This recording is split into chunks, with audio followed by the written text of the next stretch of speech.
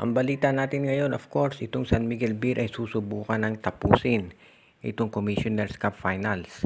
Lamang ang Beermen ng 3-2 pagkatapos nilang manalo doon sa Game 5 at sinabi ng kanilang import na si Benny Boatwright na kung nahirapan sila sa Game 5 lalong magiging matindi dahil syempre all out na ang gagawin na itong Magnolia Chicken Templados. Sa history ng San Miguel Beer, usually kino-close out nila yan kapag nanalo sila sa Game 5. Pero syempre ang Magnolia alam natin, gagawin niya na lahat para makabawi. Sigurado na ang San Miguel Beer nagulat itong si Coach Chito Victolero nung ginamit ng San Miguel si Simon Enciso bilang starter. At nag-pay off naman ito dahil nakalimang 3 points itong si Enciso. Kaya asahan natin nagagawa ng panibagong hakbang itong Magnolia, sila naman ang mag-a-adjust. Pero maliwanag pa sa sikat ng araw ang nagiging istorya dito sa finals. Kapag ang San Miguel Beer ay nakaka-score ng mahigit 100 points, panalo sila. Kapag below 100, panalo Magnolia. So kailangan talaga ditong umiral para sa San Miguel Beer yung kanilang 3-point shooting. Dahil kapag nagkiklik yung kanilang outside shooting, nakaka-score sa loob si Junmar Fajardo. Pero kapag nag-click naman yung depensa ng Magnolia at na-shutdown itong si Benny Boatwright at yung iba pa nilang scorers, madali na nilang mapipigilan si Junmar dahil syempre ido-double team nila. So dito ang maglalaban talaga, katulad nung mula nung umpisa pa lang, ang depensa ng Magnolia kontra sa opensa ng San Miguel Beer. Kinakailangan dito kung ikaw ang Magnolia, kinakailangan maganda yung umpisa mo. Dahil kapag ang San Miguel Beer nakalamang na sa umpisa, parang alam na nila kung paano itong i-maintain para hindi na makahabol ang Magnolia. Kung ikaw naman ang San Miguel Beer, gusto mo good start ka kagad para yung Magnolia mahirapan ang humabol. Pero kung ikaw naman ang Magnolia, kailangan first quarter pa lang, pairalin mo na yung depensa mo para buong game medyo mababa score at magkaroon ka ng tsansa na manalo sa huli. Mukhang tumitindi yung issue dito tungkol kay Justin Arana at sa Barangay Ginebra. Ang last na narinig natin, mukhang malaki daw ino-offer ng Ginebra dito kay Arana. Pero sa ngayon, mukhang ang Converge ay hindi raw kumakagat. So bukod dito sa salary, ang Ginebra ngayon ay sa tingin ko dapat mag-offer sila ng maraming players at draft picks para mapapayag itong Converge Fiber Xers. Ang isang nakikita nating posibilidad dyan, ang Ginebra isama ang Terra Firma dito sa trade. So ang mangyayari, makukuha ng Converge Fiber Xers yung first round pick ng Terra Firma plus mga players ng Barangay Ginebra. Kahit siguro 4 dapat ibigay ng Ginebra dyan, pati na yung sarili nilang first round pick.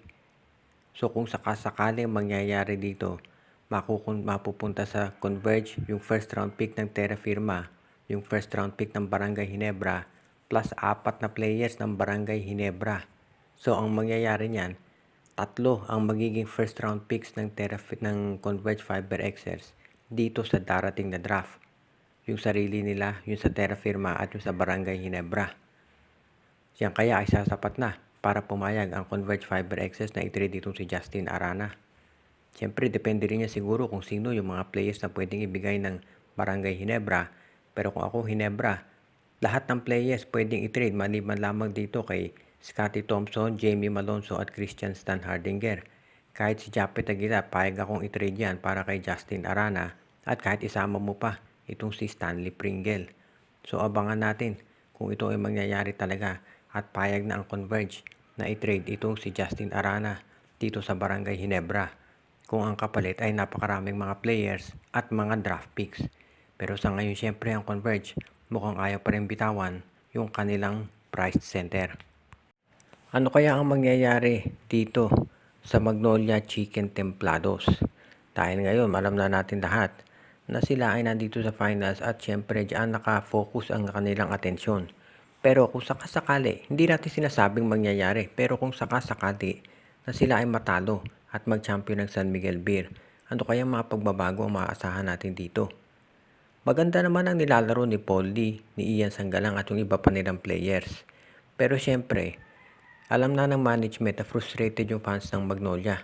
At dahil nga mula umpisa hanggang huli sila ang number 1 seed, marami ang umaasa na sila talaga ang magcha-champion. At kung matalo sila, very disappointing na yan. Dahil kung inyo matatandaan, bago pa man mag-umpisa yung konferensya, sinabi na nung kanilang governor na si Mr. Pardo na kung hindi magcha-champion ang Magnolia, disappointment itong conference na to. Dahil maganda naman yung naging build-up nila at ang laki ng improvement ng mga players. Plus, nadagdagan pa sila. So sa ngayon, kung sakaling hindi sila mag-champion, kinakailangan na talaga siguro ng pagbabago. Ngayon, nasa management na ng Magnolia kung anong pagbabago mangyayari. Ite-trade ba nila si Paul Lee? Ang tanong kung para kanino? Si Robert Bolick nandito na sa NLEX Road Warriors. Ang tanong, ito kayang big men nila may papalitan dyan? May idadagdag kayang mga wingmen? Si Calvin Abueva kaya mate-trade? Magpapalit kaya ng coach? Marami nga yung tanong dito sa Magnolia kahit sabihin pa natin solido yung lineup. Kung matalo sila sa San Miguel Beer, maliwanag na hindi pa rin nila kaya yung mga powerhouse teams. Of course, kung mag-champion ang Magnolia, huwag tayong umasa na magkakaroon ng pagbabago dito sa kanilang lineup ngayon. Dahil syempre, kung natalo mo ang San Miguel sa finals at nag-champion ka, hindi mo papakialaman yung lineup. So sa ngayon, asahan natin na itong Magnolia, kung sakasakali lang na sila ay matalo dito sa championship, magkakaroon dyan ng maraming pagbabago. Kaya yun na lang ang ating aabangan ngayon. Dahil maganda ang pinakita nitong Phoenix Fuel Masters dito sa nakaraang Commissioner's Cup, maraming naniniwala na i-maintain nila yung kanilang lineup. Pero nakita na natin ang nangyari sa Phoenix noong sila ay nakaabot din sa semifinals noong PBA Bubble kung inyong matatandaan. Pagkatapos nila matalo sa TNT doon sa semifinals, tinrade nila ito si Calvin Abueva at magmula noon, nagkaroon na ng sunod-sunod na pag-alis ng players dyan, kabilang na ito si Matthew Wright at yung iba pa. At nag-struggle na noon ng Phoenix. Dito na lamang Commissioner's Cup sila nakapasok sa finals dahil nga ang husay ng kanilang import na si Jonathan Williams. Pero sa ngayon, dito kayang darating na Philippine Cup magkakaroon ng pagbabago dito sa kanilang lineup. Iyan ngayon ang tinitignan natin dahil itong Converge o dahil itong Phoenix Fuel Masters, masasabi natin na isa doon sa mga dark horse dito sa Philippine Cup. Siyempre dahil wala na itong si Jonathan Williams, mag-iiba ang takbo ng laro nitong Phoenix. Pero hindi ibig niya sabihin na sila ay hindi na kayang umabot ng semifinals. Depende pa rin yan dito sa mga trades na gagawin nila para mapalakas yung kanilang lineup. Medyo mahirap mapunuan yung pagkawala ni Jonathan Williams, pero masasabi natin na mahusay naman itong kanilang coach kaya magkakagawa siya ng paraan para maging competitive pa rin itong Phoenix Fuel Masters. Ngayon, ang kinakailangan siguro nilang i-address dito ay yung issue do sa big men nila. Dahil bukod dito kay Jason Perkins, talagang medyo kulang sila sa sentro. Dahil ngayon, of course, maraming mga players silang pwedeng makuha sa trade.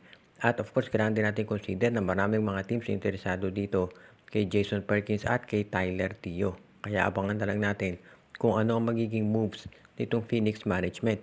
Sa ngayon, mukhang nakafocus talaga sila dito at wala silang balak na mawala sa konsentrasyon kahit na merong mga reports tungkol dito sa financial situation ng Phoenix na kumpanya.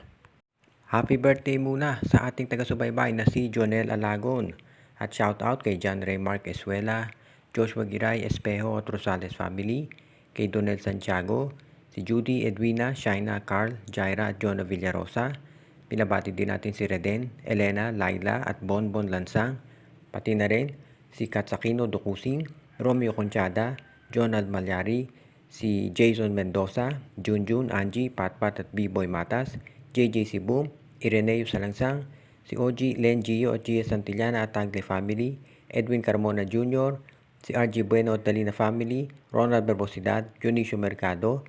Binabati din natin si Joseph Pineda, Rico Olarte at ang iba pa nating taga-subaybay.